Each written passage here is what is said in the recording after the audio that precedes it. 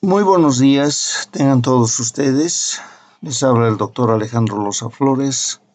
Soy docente titular de la Cátedra de Medicina 1, capítulo Patología Clínica.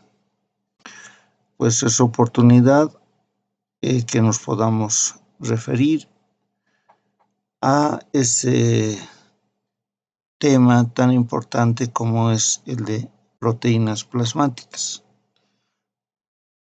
Antes tenemos que referirnos a algunas competencias que deben desarrollar todos los estudiantes durante y a la conclusión de este tema como tal. Dentro del saber es que el estudiante de medicina conoce los estudios de laboratorio que tienen utilidad diagnóstica en enfermedades hepáticas, síndrome nefrótico, malnutrición o mieloma múltiple y algunas otras entidades más.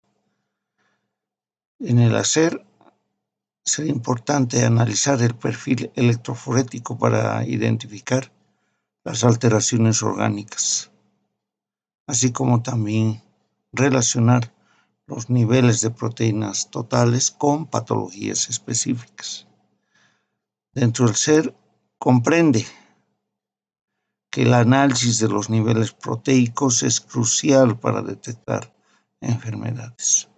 Y dentro del decidir, la elección de los exámenes complementarios a realizar debe realizarse de acuerdo a protocolos médicos. Entonces, entrando en el tema como tal, las proteínas plasmáticas son un conjunto de macromoléculas disueltas en el plasma sanguíneo, dentro del cual constituyen aproximadamente el 7% de su volumen. Todas estas proteínas plasmáticas son sintetizadas principalmente en el hígado, excepto las gamma globulinas que se sintetizan de las células plasmáticas que derivan de los linfocitos B. No se olviden que, de acuerdo a lo que ustedes ya conocen, que la palabra proteína deriva del griego proteos, que significa primero, ya que las proteínas son parte fundamental de la estructura de un organismo. Ahora la fuente principal de proteínas para la estructura corporal está constituida por la dieta, porque nos otorga aminoácidos y los cuales son utilizados para la síntesis de estas proteínas. ¿Por qué es importante estas proteínas plasmáticas? Porque nos va a ayudar al transporte de sustancias a hechos como la defensa inmunológica, al mantenimiento también de la presión oncótica, a la coagulación sanguínea y también actuar como reactantes de la fase aguda. Este último es importante porque muchas de las proteínas, en especial, por ejemplo, las alfa-globulinas, son reactantes de la fase aguda. Son positivas cuando aumentan, por ejemplo, la proteína C reactiva es una globulina y es el reactante de la fase aguda más importante, que nos indicará que existe un proceso inflamatorio activo. Cuando hablamos del transporte de sustancias, también nos referimos a que muchas de las proteínas son transportadores, en especial la albúmina, que es transportadora de sustancias exógenas como fármacos. Podemos citar los antibióticos y estos a su vez introducidos a un nivel endovenoso se unen a la albúmina y posteriormente van al sitio de acción. Si el paciente presentara una hipoalbuminemia, probablemente no exista una adecuada biodisponibilidad del antibiótico. Por lo tanto, este medicamento no va a ejercer una acción eficaz. También es transportadora de sustancias endógenas. Algunas hormonas, como por ejemplo las hormonas tiroideas, que son sintetizadas en nuestro organismo, se unen a la albúmina o a algunas globulinas para ser transportadas a un sitio de acción. Cuando hablamos de mantenimiento de la presión oncótica, esta función es ejercida principalmente por la albúmina, ya que mantiene el líquido intravascular. Si por alguna causa la albúmina disminuyera, y en este caso nos encontramos frente a una hipoalbuminemia, el líquido tiende a salir del espacio intravascular al espacio extravascular, lo que causará un edema, o también puede ser un derrame, o puede ser un proceso ascítico. Cuando hablamos de la defensa inmunológica, pues las inmunoglobulinas, como por ejemplo las gamma globulinas, son parte de nuestra defensa humoral, porque está dada por los distintos anticuerpos. Respecto a su distribución, indicamos que la albúmina sérica pues representa el 55% de todas las proteínas de la sangre, las globulinas el 38%, el fibrinógeno representa el 7% y el restante 1% pues son proteínas reguladoras, que están como enzimas, proenzimas u hormonas.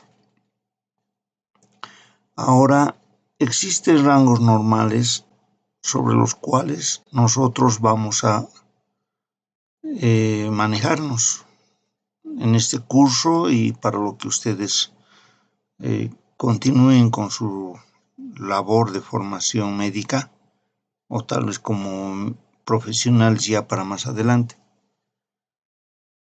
Entonces, existen 4 detalles importantes que tenemos que referirnos. Uno son las proteínas totales, otro es la albúmina sérica, otro es la globulina sérica y finalmente en base a esto está el cociente albúmina globulina. Proteínas totales. Rangos de referencia 6.5 a 8 gramos por decilitro. Si sus valores encontramos inferiores a 6.5, estamos frente a una hipoproteinemia. Pero si encontramos rangos por encima de 8 gramos por decilitro, estamos frente a una hiperproteinemia. La albúmina sérica, sus rangos de referencia 3.5 a 5 gramos por decilitro. Si encontramos rangos menores a 3.5 gramos por decilitro, estamos frente a una hipoalbuminemia. Y si los rangos están por encima de 5 gramos por decilitro, estaremos frente a una hiperalbuminemia. La globulina sérica se encuentra con valores normales de 1.9 a 2.7 gramos por decilitro. Ahora, hay un cociente albúmina globulina que también es importante considerar. Estos se encuentran en un rango de 1.5 a 2.7. Es importante referirnos al cociente albúmina-globulina, porque ¿y cómo obtenemos aquellos? Se obtiene dividiendo el valor de la albúmina, que nos reportará el resultado laboratorial. Dividiremos el valor de la albúmina sobre las globulinas, porque si solicitamos un proteinograma, el reporte laboratorial es proteínas totales y albúminas.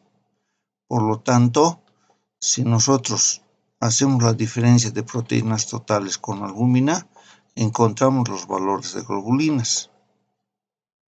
Así nos encontramos posteriormente frente al cociente albúmina-globulinas. ¿Y cómo obtenemos aquel? En un principio restaremos la albúmina de las proteínas totales y encontraremos a las globulinas. El cociente se obtiene dividiendo la albúmina entre las globulinas. Aquí está el ejemplo, lo que les decía en un principio. Tenemos un rango de proteínas totales de 5 gramos por decilitro. Tenemos un valor de albúminas de 3 gramos por decilitro. La diferencia de estos nos va a dar la cantidad de globulinas.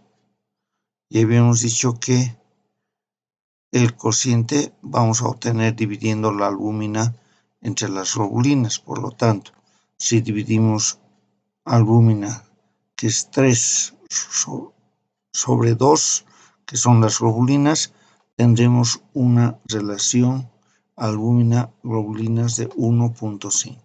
Esa es la forma de obtención de este cociente. Entonces, en base a esto,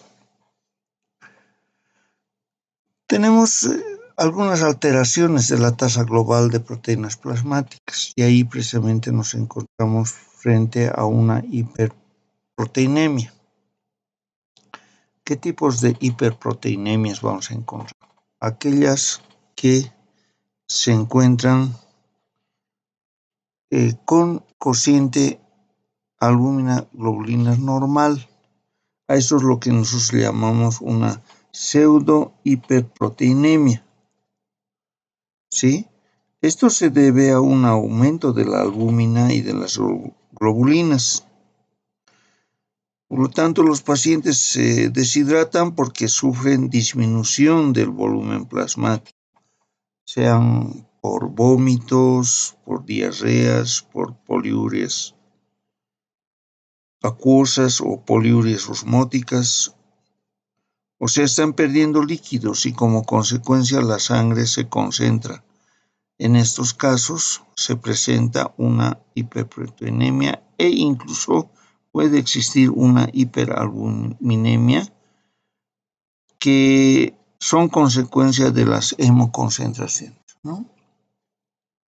Luego estamos también en este aspecto con una hiperalbuminemia con cociente albuminoglobulina anormal. Los autores estas las denominan verdaderas, donde vamos a observar el aumento de las globulinas. Y es importante porque las vamos a encontrar en procesos como es el mieloma múltiple, en una macroglobulinemia, en procesos cirróticos y también en enfermedades autoinmunes. Luego, dentro de las alteraciones de la tasa global de proteínas plasmáticas, también encontramos a las hipoproteinemias. Y estas pueden ser consecuencia de una hemodilución, ¿no?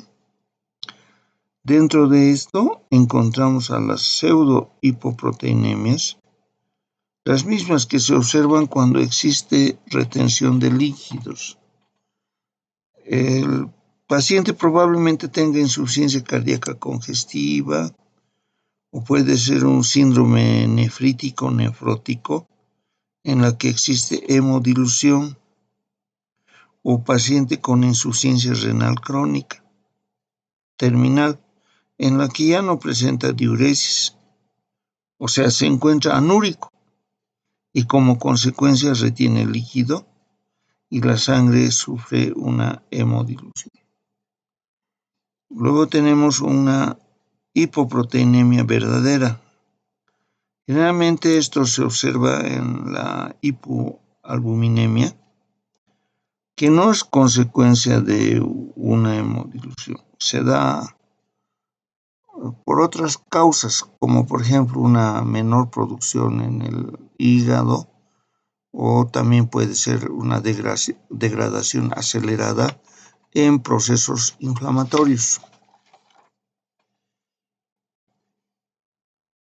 Ahora nos referimos al tema de electroforesis de proteína. Indicamos que es una técnica de laboratorio que separa las proteínas plasmáticas presentes en un fluido. Puede ser sangre, orina, líquido cefalorraquídeo, etc. A este fluido le van a aplicar una corriente eléctrica. Por lo tanto, las proteínas se van a desplazar a través de un gel o a través de un medio, separándose según su tamaño y carga eléctrica.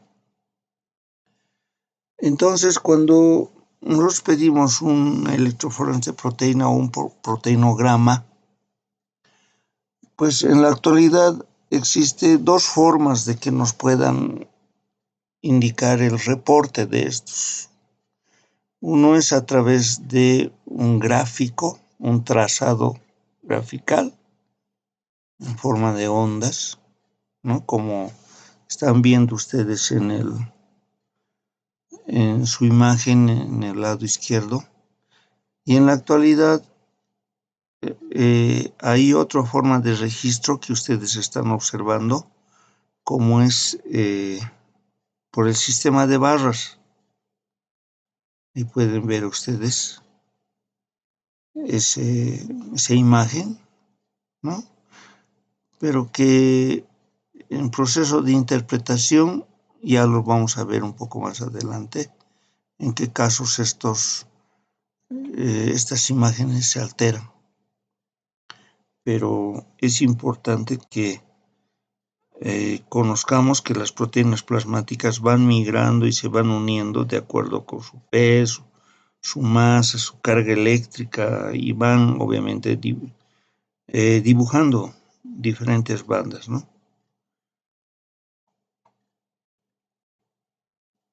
De acuerdo a esto,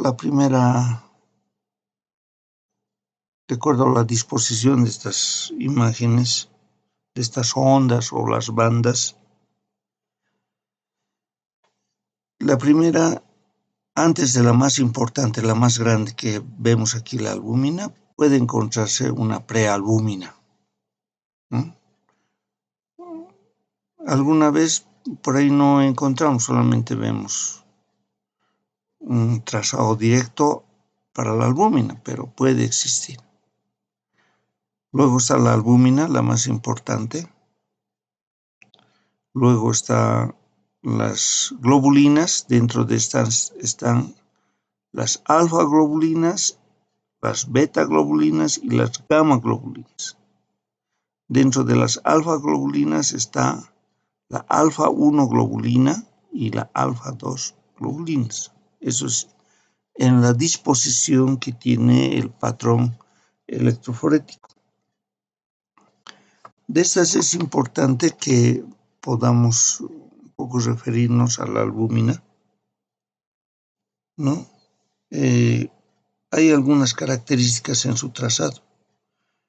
Cuando tiene un cociente albúmina globulina normal, ¿no? Esto se va a deber que a un aumento de la albúmina y de las globulinas, y se debe pensar que esta es una pseudo-hiperproteinemia. Los pacientes que se deshidratan, habíamos indicado que sufren de una disminución del volumen plasmático, ¿no? Por las diferentes formas de pérdidas que puedan estos tener. En todo caso, el resultado va a ser la concentración de la sangre y observaremos una hiperproteinemia e incluso hiperalbuminemias, que son consecuencias de las hemoconcentraciones. También encontraremos, analizando la albúmina, una hiperalbuminemia que puede verse a una hemoconcentración, una hipoalbuminemia, cual puede deberse a una hemodilución, y finalmente una hipoalbuminemia verdadera, ¿no?, que se debe a un defecto en su síntesis, donde la albúmina se sintetiza a nivel hepático. Si el paciente tiene una hepatopatía crónica, la albúmina obviamente que va a disminuir. Las hepatopatías agudas no presentan alteración en la albúmina porque estas tienen un tiempo de vida media de 21 días aproximadamente, ¿no? ¿Qué podemos considerar? Que vamos a observar hipoalbuminemias en un síndrome, pónganse, de mala absorción, en un proceso séptico, ¿no? Es un proceso infeccioso de tipo sistémico, donde existe disminución de la albúmina. En el cáncer, donde un paciente es anoréxico o hiporéxico, no ingiere alimentos y no hay una síntesis adecuada de albúmina. También puede existir cuando el paciente sintetiza aminoácidos en cantidades adecuadas. Esta sintetiza albúmina a nivel hepático, pero estas proteínas son perdidas por cualquier vía.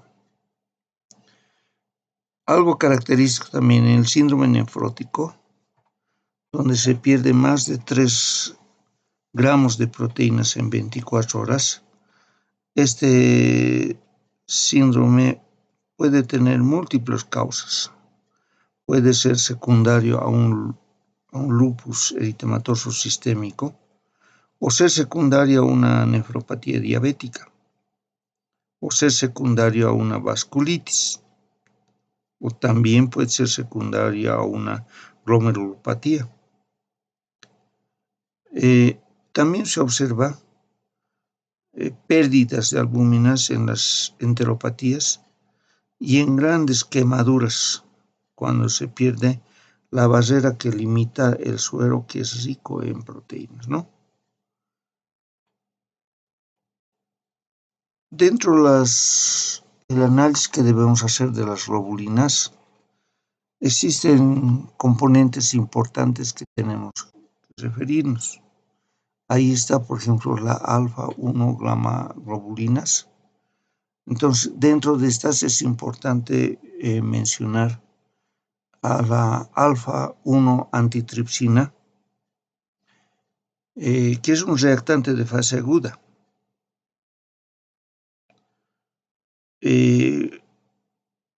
Su función es inhibir a la tripsina y otras enzimas proteolíticas y de esa forma, ¿no?, las inactiva.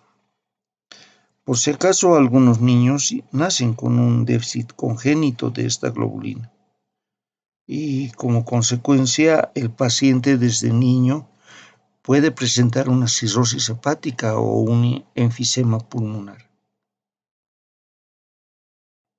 La alfa-1 antitripsina constituye el principal representante de las alfa-1 globulinas. Si estas disminuye, se observa que la acción de las alfa-globulinas va a estar deprimida. Luego tenemos a la alfa-1 fetoproteína. Es normal que el feto presente, ¿no? Porque obviamente lo sintetiza fundamentalmente el feto. Cuando existe un aumento marcado, debemos pensar que el feto tiene un defecto en el tubo neural y esta se puede manifestar con una anencefalia, una espina bífida, ¿no? Y que también se puede manifestar con un meningocele, un mielomeningocele, etc. Si existe una disminución de la alfa-1 fetoproteína en el líquido amniótico de la mujer embarazada, podemos considerar que este es un aumento infranormal. Puede indicar que el feto tiene un síndrome de Down. En un adulto, este alfa-1 fetoproteína es considerado como un marcador tumoral, ya que aumenta su síntesis en la enfermedad caracterizada por un hepatocarcinoma. También en el seminoma y en algunas enfermedades degenerativas como en las hepatopatías crónicas, cuyo representante más importante es la cirrosis hepática. Luego tenemos la alfa-1 lipoproteína, representada fundamentalmente por el HDL. Está constituida por una lipoproteína de alta densidad que es considerada lipoproteína buena, ya que evita pues la presencia de aterogénesis. Luego tenemos la alfa-1 glucoproteína. Prácticamente es un reactante de la fase aguda, ¿no? Asimismo, dentro de las globulinas también analizamos a las alfa-2 gamma globulinas. Y en estos sus componentes importantes son la celuloplasmina, la haptoglobina, la alfa-2 macroglobulinas y la proteína C reactiva. ¿Ya? Entonces la celuloplasmina es la más importante. Es la globulina transportadora de cobre. Puede haber un aumento fisiológico en el embarazo y en el recién nacido, pero también puede haber un aumento patológico, como es en el caso de la cirrosis biliar primaria.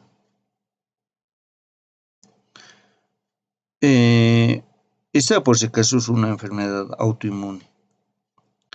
Puede haber aumentos patológicos en neoplasias, en pacientes que reciben tratamiento con estrógenos, en un hipertiroidismo, o sea, considerada como una tirotoxicosis, en un proceso que esté cursando con una inflamación crónica, como son las artritis reumatoidea o el infarto agudo de miocardio, ¿no? La disminución se puede dar en la enfermedad de Wilson. Esta enfermedad de Wilson es congénita, en la que existe ausencia de la proteína transportadora y el cobre se deposita en el cerebro. Entonces, en la unión del limbo esclerocorneal y en algunas, obviamente, también vísceras, ¿no? Se puede depositar.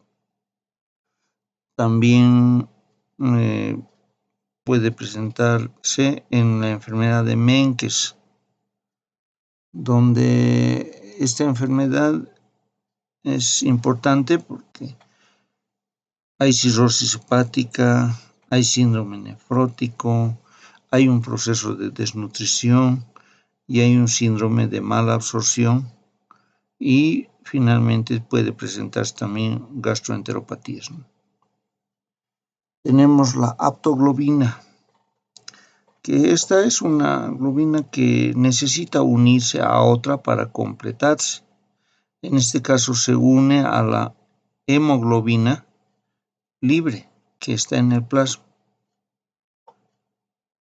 Habrá hemoglobina libre cuando hay hemólisis y una vez que se une a la hemoglobina libre, esta es fagocitada por el macrófago y de esta forma se elimina la hemoglobina libre de la circulación. Esta aptoglobina disminuye cuando hay una anemia hemolítica activa, cuando hay cirrosis hepática también, y aumentará cuando hay procesos que cursan con infecciones, cuando hay neoplasias o algunos procesos llamados de colagenopatías. Luego tenemos la alfa-2 macroglobulinas, que estas se unen a diversas proteasas, ¿no?, para inhibirlas y controlarlas. Principalmente este control se observa en procesos inflamatorios. Tenemos la proteína C reactiva, que es el reactante de fase aguda más importante. Cuando existe una enfermedad inflamatoria, puede ser aguda o crónica, también en pacientes sépticos se solicita esta proteína. Y si está alta, pues es un proceso muy severo, ¿no?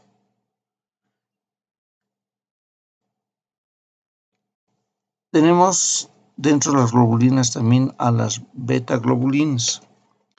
Y dentro de estas vamos a poder analizarlas a varias. Hay una de ellas es la beta-lipoproteína de baja densidad. Y también a la de muy baja densidad. Estamos hablando de la BLDL y la LDL, consideradas malas porque son aterogénicos. Luego tenemos a la fibronectina, que es una proteína de adhesión celular que forma parte, ¿no?, de la matriz extracelular. Aumenta en neoplasias, en el síndrome nefrótico, en el síndrome colecístico. También es importante conocer que disminuye esta fibronectina en politraumatismos, sepsis, coagulación intravascular diseminada, en una insuficiencia hepática, en procesos neoplásicos. Luego tenemos a la transfesina. Es el importante transportador de hierro que aumenta cuando hay anemia ferropénica. Disminuir el hierro, existe transfesina que está libre y como consecuencia pues va a aumentar, ¿no? También esta transfesina es importante cuando aumenta en el embarazo. ¿En qué procesos disminuye la transfesina? En anemias, ¿no?, de enfermedades inflamatorias crónicas. Fundamentalmente tenemos la artritis reumatoide y en la tuberculosis. También podemos mencionar dentro las beta-globulinas a la beta-1 glucoproteína, que aumenta en el embarazo. Sabemos que esta está producida por la placenta, pero también puede aumentar en las neoplasias, en enfermedades trofoblásticas, en algunos procesos que cursan con hepatopatías crónicas, en enfermedades autoinmunes, y generalmente su disminución de los valores de las beta-1 glucoproteínas fisiológicamente no tiene interés. Luego están las beta 2 microglobulinas, que es una globulina que guarda relación con el recambio de la pared celular, principalmente de los linfocitos. Esta globulina tiene relación con el pronóstico de enfermedades en la que proliferan los linfocitos. Enfermedades linfoproliferativas representadas por la leucemia linfoblástica aguda, la leucemia linfoide crónica, la enfermedad de Hodgkin, también alguna enfermedad linfoide no Hodgkin, o también el mieloma múltiple, ¿no?